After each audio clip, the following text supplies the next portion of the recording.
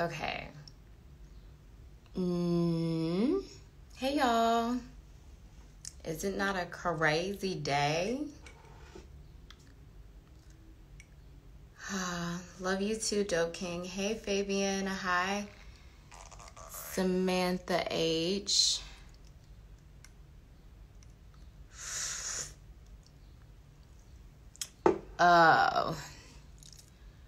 Who y'all? Today is crazy. Hi Makina. You look so peaceful. I am peaceful, but I want to hey Brian goes. Hey Faith. Okay, we're about to go live with Faith, you guys. My MTV people know Faith. Hey little bit, how you doing, boo? Hi. Hey, you look so pretty. Oh, girl. Thank you. Oh God. Yo, today. Hi, Man, Candace. how you doing? I'm good. You look so cute. Thank you. I I'm love adjusting your this hair. light a little bit. Thank you. I got That my needs to be the next little line. Afro puffs. Okay, that needs to be the next project you do because I'm buying the whole shipment. Okay. Yes. No, you look so good. How are you feeling being a mama? Girl, he is over here playing right now in his little jump gym. Oh, I love it, and honestly, that's what made me want to reach out to you because you have been so inspiring, and I love what you're doing on this platform. It's really a big deal, and I hope you realize how big of a deal it is that you're doing this because everybody that has a platform isn't taking advantage of that. And now that I have a son who is mixed, but he black. He's trust, yeah. black, so I feel like he's gonna have issues that he's gonna be able to have to confront when he gets older. And I want to know what your experience was protesting, and what was it like being out there protesting with everybody from different movements. It felt like from different groups. Yeah, I mean, so the thing was that with protesting, like I've only been participating in peaceful protesting. So Right. I haven't been a part of all the extra stuff because you know what I'm saying. I'm on a show. We're about to go back and film another season. Like, Right. Well, maybe, I don't know. But, like we're still, I'm still a part of a franchise. Yeah. That's represent. So me being a part of the extra stuff don't look too well for that. So you know what I'm saying? I ain't doing all of that. I've been a bit participating in the peaceful protesting. However, I do think that destruction gets people paying attention.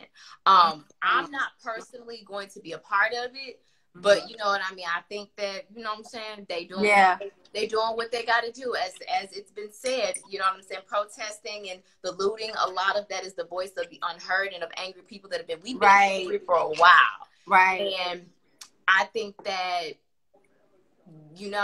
everything that is the byproduct of what this country has been built on, and the laws that have been put in place, and the people that are in power, it is what it is. And so, and being a part of a peaceful protest, it's like it's still people that are coming outside saying, okay, I want to be a part of this peaceful protest. I want to make a change.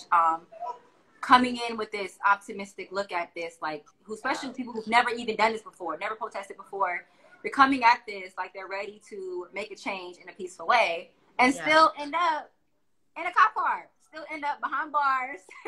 Oh yeah, like, I got arrested peacefully protesting. Like our whole group got arrested. We were okay. So what was mad crazy was that this was the past Friday night. When they really messed up the Starbucks, like they towed downtown up. And so, and I think a cop was shot that night. Okay. All of this was happening maybe 4 or 5 streets down from us. We were just holding up signs. I'm literally protecting a cop because there was like some people that had walked up to the cop car banging on the window, trying to get him to ignite some type of emotion. And it was non-Black people that was doing it. Now, there was one black guy that was over there, and it turned into an argument. So I was trying to break that up and go live at the same time. And I'm like, yo, like, don't go up to the cop car banging on his window. Like, that's not going to do anything. Let's just keep marching. The cop was in the car? Yeah, the cop was in the car. There was a few of them in there? Huh? There was a lot of cops in there? Like, it was a couple No, cops I think he was the only one driving that vehicle. Yeah, he was like the only one in there. And so they were like banging on the window, doing the most. And so, you know, I was trying to stop that. I was trying to keep this peaceful as possible. And then what happens? We all get arrested. But then the folks that was like tearing stuff up. What happened to them? Nothing. I don't think anyone got arrested.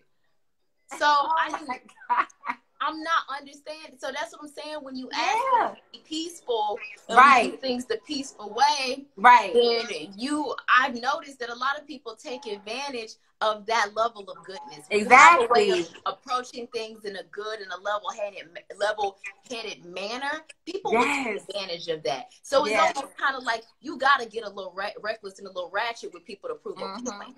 And that's what I'm learning, that a lot of times people don't respond to unless you get real. I feel like I think we're all, I haven't done anything reckless, but I'm going to say my people, because I'm included in that, are doing something different. I mean, they don't know what else to do. I mean, think about how we started, you know, back in Jim Crow and even up until Martin Luther King. It was, I feel like we had a choice of peaceful protest. Then we had Malcolm X saying, okay, you know, let's try it this way. You don't have to be aggressive. You're going to have to really hold it down and fight for what you want. Don't turn the other cheek, you know, and we chose Martin Luther King's approach, but I also feel like with that approach, it was united. Everybody had the same cause. I said this before, people were marching in their Sunday best. They were in suits because they didn't have a choice. We had to have a change because people were being murdered constantly in gruesome ways. Not just knees on your neck. It was gruesome. Yeah. And so we had to do it. And I feel like now, honestly, this is just as important what's going on right now. And I feel like we don't have, this is my opinion, I don't see that leadership where it's people taking the reins saying, this is what we're doing for this group. Join this group because this is what we're fighting for. Not a bunch of different, we get mixed up with Antifas and it's Black Lives Matter and then it's all these different groups we're getting all mixed up in, and it's causing havoc. It is causing havoc. Perfect example is for the blackout today. I mean, talk about it. Listen, man, I had to stay off social media because I had so many people that was coming up against me because I was telling them the purpose of what it's supposed to be. So it was supposed to be amplifying Black voices, Black businesses, Black culture, Black artists, and silencing everything else in the negativity. However, I think that there was a lot of things that was misconstrued in it. And I think that it wasn't as well thought out. And so what ended up happening was you had a lot of people that was hashtagging. They were using the Amplified Black Voices hashtag. And if you go to that hashtag now is now clogged with a bunch of Black photos. With that hashtag previously had information and knowledge about Black thought leaders and Black culture, and had so much knowledge and pieces of our culture attached to it that are pretty much essentially used to educate and to move the culture forward and to move an understanding forward. And so, like, now it's all clogged. A lot of it is clogged with Black photos. Now, a lot of people now have gone back and made corrections and are now using the Blackout Tuesday. I think it's Blackout Tuesday hashtag. Blackout Tuesday. And so they're going through and they're using that. And so now it is unclogged, declogged, however you want to say it. It's declogged Black Lives Matter information in that hashtag. However, that hashtag is still filled with millions of Black photos. And now the information that we need as a community, a lot of those resources are now harder to find because you just got a lot of people that's using the hashtag that's not attached information and any knowledge to it. And so I saw that was the problem. Yeah, that wasn't a problem that we had before. And so that was my whole purpose of just telling people, like, hey, I want us to do this. I want there to be awareness, but I also want us to use use the black photo, but don't use it with hashtags that's connected to the resources that our community needs. Mm-hmm. That was all I was saying. Girl, I had black people attacking me. Why? What? Yes. It was. But what were they saying? They were thinking that you just didn't want Black Lives Matter. Oh yeah, y'all want to support Black Lives Matter. Nilsa's on the live. These are from Nilsa's closet. I have these earrings on. They're so cute. Yes. Yeah. Who's earrings? That's Nilsa's earrings. Yeah, Nilsa. Hi, Nilsa. I haven't met you yet, but hopefully I will when Candace picks me up on the way down to Florida Shore. Okay. Listen, I hope we have a Florida Shore this year. The way this world going. Girl, y'all gonna have a Florida Shore. Your show is very important. And honestly, I know you said you didn't want to, join like any of the crazy protesting because of what it brings to the show. But what I like about Florida Shore is that it allows, folks to come together that aren't afraid to make mistakes and to showcase, them learning from their mistakes, to give people an example as well. So even if it wasn't a mistake going into it, you even learning from the experience. That's why I like about Florida Shore. They like the challenge where your ass is jumping off trains and swimming with the fishes. Okay?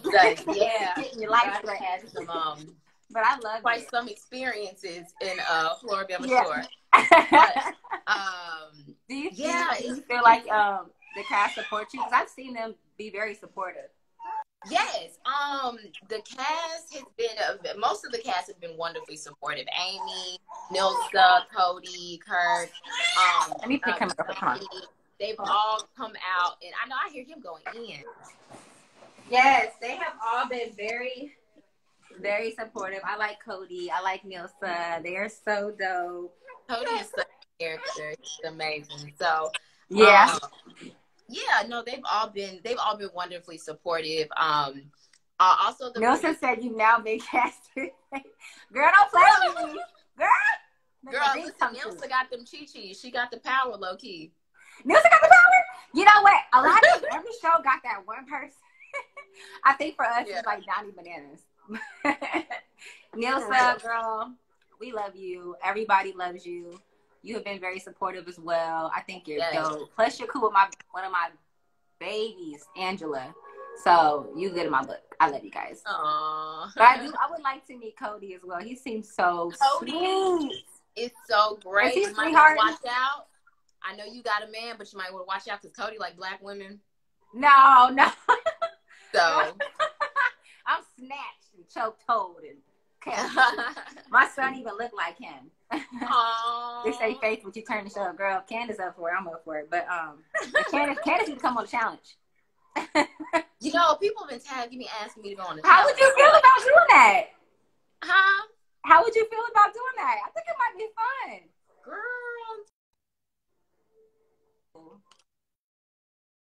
There he goes. Are you frozen? People calling me. Oh, okay. But how do I feel about going on the challenge? I mean, I'm open to it. I just listen. I don't do height. Huh? I don't do height. So, like, you know what I'm saying? When y'all be doing them challenges where they got to go all up in the sky and stuff like that, I don't know how I would do in that. But I would tell you something. I would only be a good member just because my fears would just be entertaining because I would act the fool. Girl, this stuff they be I would cry. Honestly, I was scared too in the beginning, but once you up there, it's a different story. When you're around people you've met and you feel good with and comfortable with, I think you'd be fine because I'm not sure how Gus's experience was, but I can see you being in the house and making friends quickly. So I think the experience might be different. I think I would too. I would be turned up all the time, honestly. I'd probably be at the challenges drunk.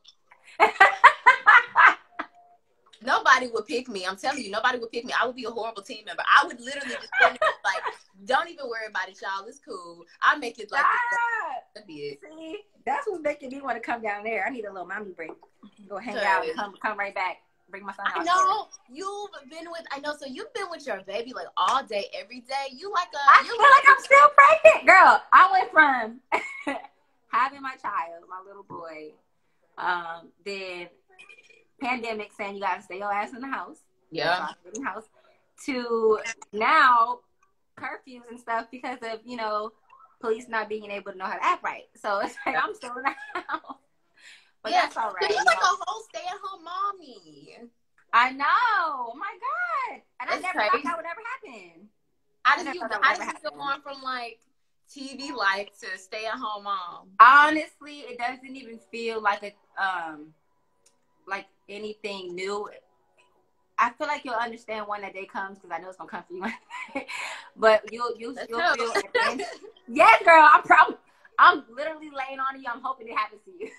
But it's like a motherly instinct that comes on you, and you're just like, it's like almost easy. Or if your body feels like you've done this before, you've been preparing for this, and it's honestly easy. And when somebody depends on you and loves you, and you know they're gonna love you for the rest of their life unconditionally, girl, it's beautiful. And he's so cute. He's so cute. You cute, girl. And that.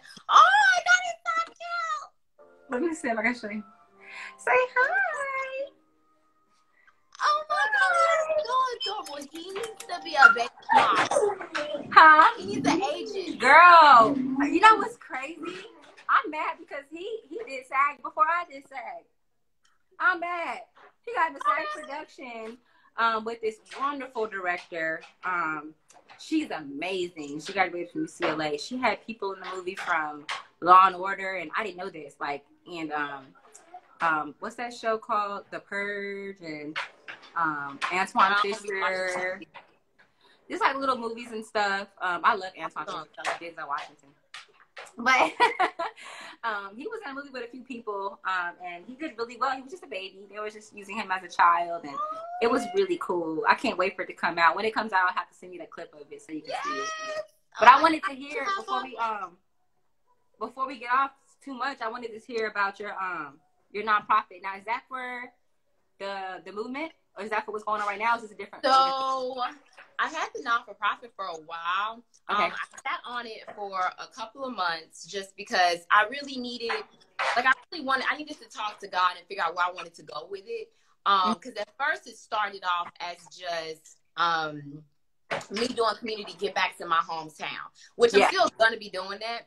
But what I'm working on right now is an app.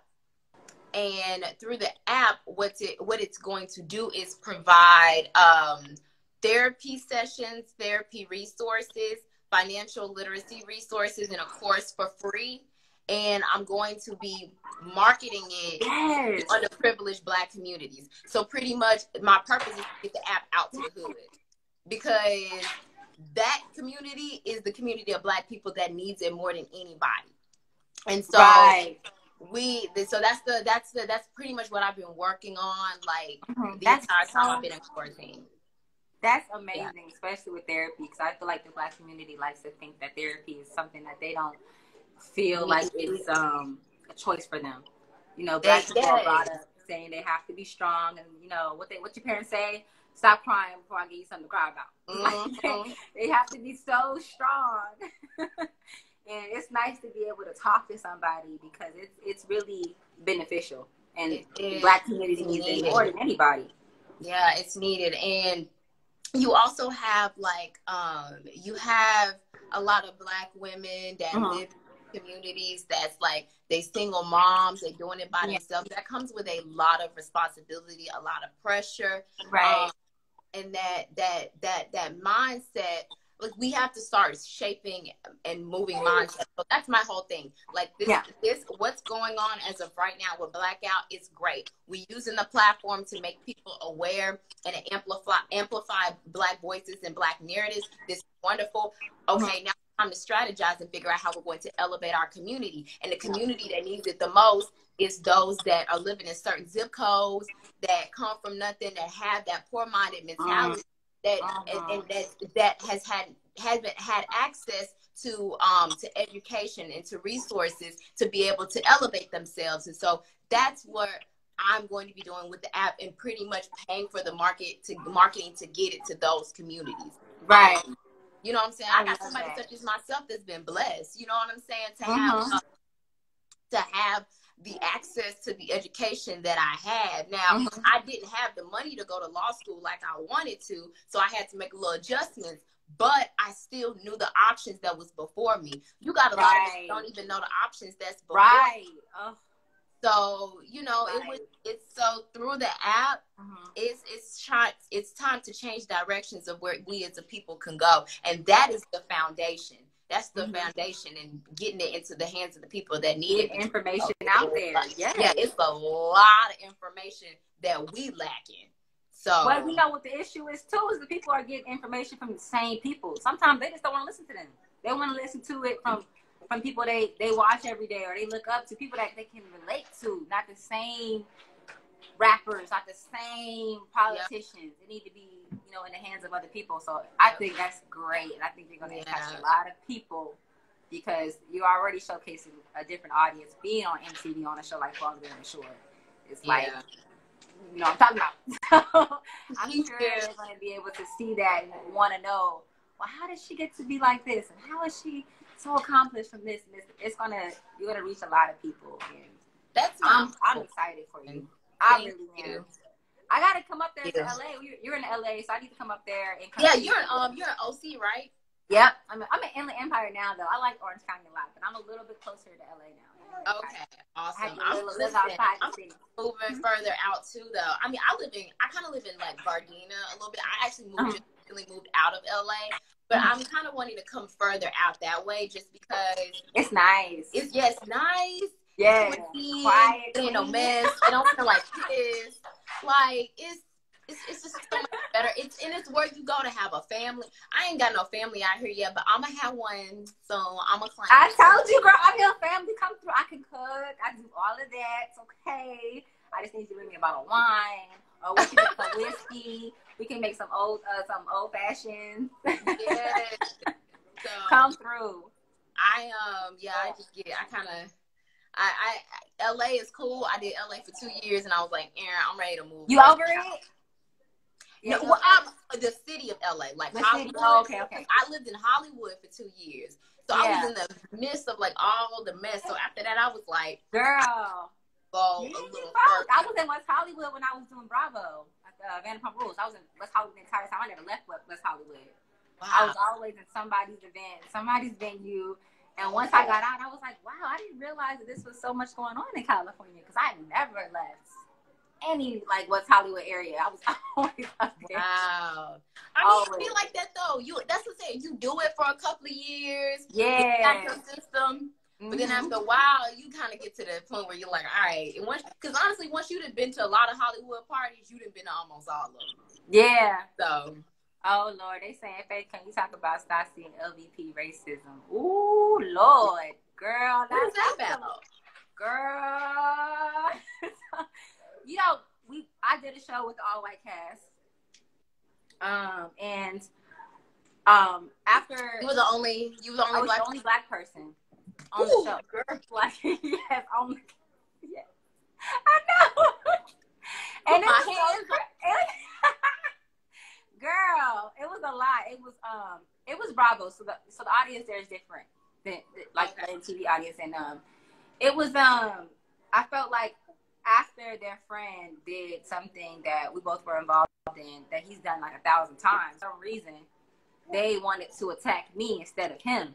It was like they wanted to attack, like, you know, I was wrong and I was this and I was that, calling me names, saying my hair was nappy, which was weird coming out of their mouths, and like and I believe it hit the ceiling for me and made me really want to run for the hills when Kristen and Stassi decided they were going to call the cops on me. This is when I quit. Like, I left the show, was invited back, but, you know, to tell my truth, but decided it wasn't going to do anything for me. So I ended up not coming back. So I decided to do over MTV. Once I did that, I felt like they got upset with me because I was at a club called Lucy Bellows. There's a guy who partially owns that club named Marcus Molinari, who's amazing. And I seen them, Kristen and Stassi there. I seen Kristen, not Stassi, I think I seen Kristen there for sure though. And there was this article on, is it Daily? Something Daily. It's like a news site, Daily Mail. There was an article out where there was an African American lady who it was like a weird photo, so she looked very, very light skinned, and had these different like weird tattoos or whatever. And they showcased her, and I guess this woman was like robbing people and stealing like gold bars. The woman was at large. Okay, she was drugging them. She was on a mission, and they called the cops and said it was me.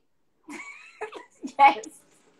And this is like true story. I heard this from actually Stassi doing an interview. She's telling them what they did to me. So they called the cops on me. The police say, "Oh, that sounds crazy. We're not coming. That's not fake. We looked it up. That's not her. It was somebody else." But it was just funny because they thought it was me because it was a black woman with a weave. So they just assumed it would be me. And they called the cops on me, and it didn't work, so they were upset about that. Then that didn't work, so they said, "Oh, well, she's military. She's AWOL. The military's looking for her. So get her that way." No, I was actually honorable discharged, and I have that paperwork, and I showed that as well online. And I was upset that they were trying every avenue, and really upset that MTV decided to kind of bring me on there. So yeah, that was really crazy because I never, my season, I wasn't on a season with Christian or Stassi like that. So I didn't know them like that. I didn't hang out with them, that they was using their platform to so instead of the person that they were friends with. It was like they were really trying their best to come my way. I get people being upset, but I didn't understand why I was getting so much heat and the man wasn't, who's still filming and who's still doing what he normally does. I didn't understand that part. That was the only thing. And a part of me was like, you know, I can do the whole vengeance thing and go crazy. But I was so excited about my new opportunity with MTV that I just didn't really entertain them. Mm-hmm. So I guess I'll be getting a lot of messages lately because a lot of them now are screaming Black Lives Matter. And it's like, that's exactly when I know some of them, and I know they are definitely don't care about black people like that.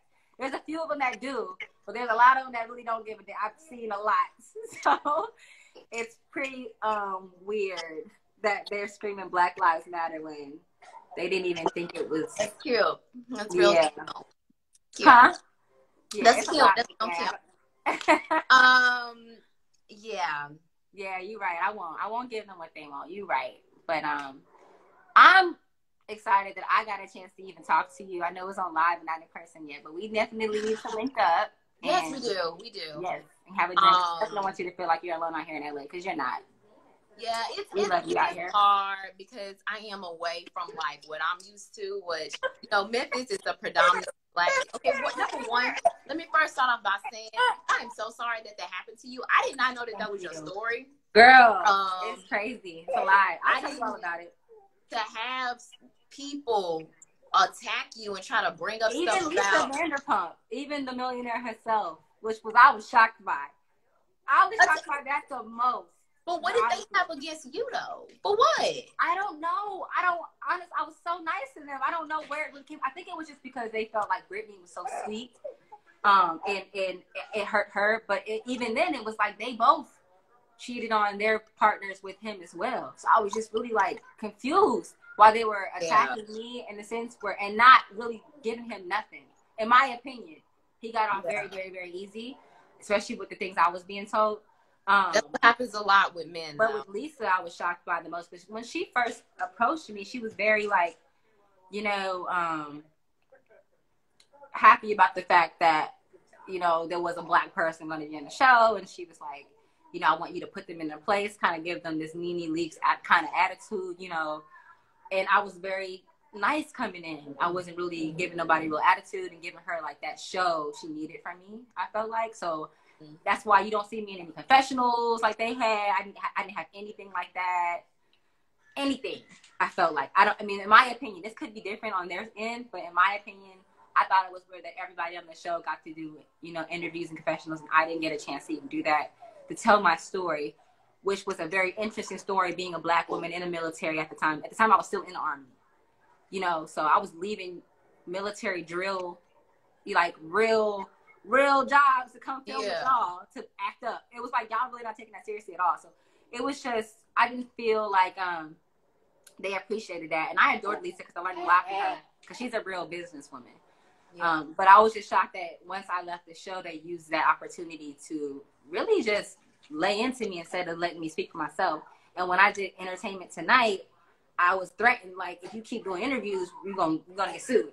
So I'm like, but you guys are talking about me the entire season, and I left, and they still was upset about it. So, woo, girl. It was a lot, child. It was a lot, but I feel like now I'm in a way better position anyway, so it's fine. Yeah, I mean, like, the lack of disrespect people have for Black women is just, it's crazy. Insane. It's so insane. It is.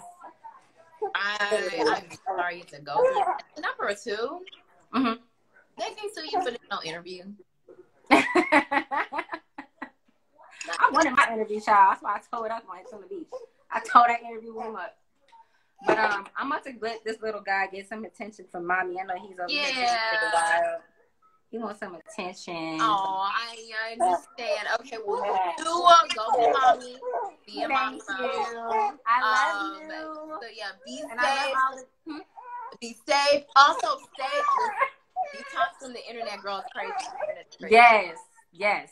Let's talk. I'm gonna DM you. We'll talk, and I want to thank everybody for joining into this live and listening in. I hope you guys learned something, or have your viewpoints. Please let me know. DM me on how different ways to change it for the better. Please.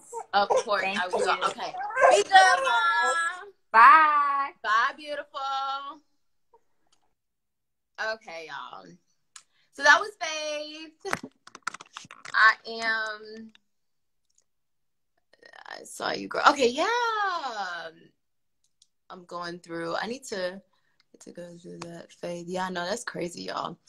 Okay, so how's everybody feeling? How y'all doing? The internet is crazy, and like it's interesting though, because like kind of like everybody's engagement is a lot lower right now. It's weird. It's a weird time to be in, when you're living through a revolutionary time, and there's so many opinions and thoughts and a lot of information, and I know it's new for a lot of people that are not Black, and so it's a lot to take in. It's a lot for me to even like having to be a part and being somewhat feeling like I somewhat feel responsible to have to push out these narratives, because I do feel that way. Like I've been so passionate about this quietly for such a long time, and never felt like I could use my platform to speak about certain things, because, I have a business in which I have most of my customers that are not Black. I'm on a TV. Y'all, there's a gnat in here and I want it gone. But yeah, and so yeah, y'all, it's an interesting time right now, but I just want y'all to know that, whatever you're doing to detox, watch a movie. If you got to stay off the internet right now, do that. If you need to talk to a friend, call a friend. If you want to pray for this world, y'all. Like still keep your faith in God, and still catch up on your word, and still continue to seek peace in seeking your knowledge. Get your knowledge, but also keep your peace as well, because it's a lot of things going through the internet and that we're consuming in right now, and those things will trigger you. And they'll have you emotionally on edge. Y'all been emotionally on edge all day today. I know somebody comments and said, "Oh, you look peaceful." And I'm like, yes, I am peaceful internally. At the core, essentially, I am peaceful. But I have been emotionally on edge today, just because it's been, I didn't have people argue with me on my social media pages and everything else. It's very difficult. And then also when you're going to these new pages that now have these, when you're following these new pages of these thought leaders, please keep in mind, you guys, to just be sensitive when you're asking questions. It's a tough time for people that are thought leaders in the Black community. And so just being sensitive when you're asking questions. I know y'all want understanding. I totally get it. you have every right to want that understanding and want to ask questions. Just be sensitive about it. I've had emails, people send me emails about things, and I'm taking my time to get back to them.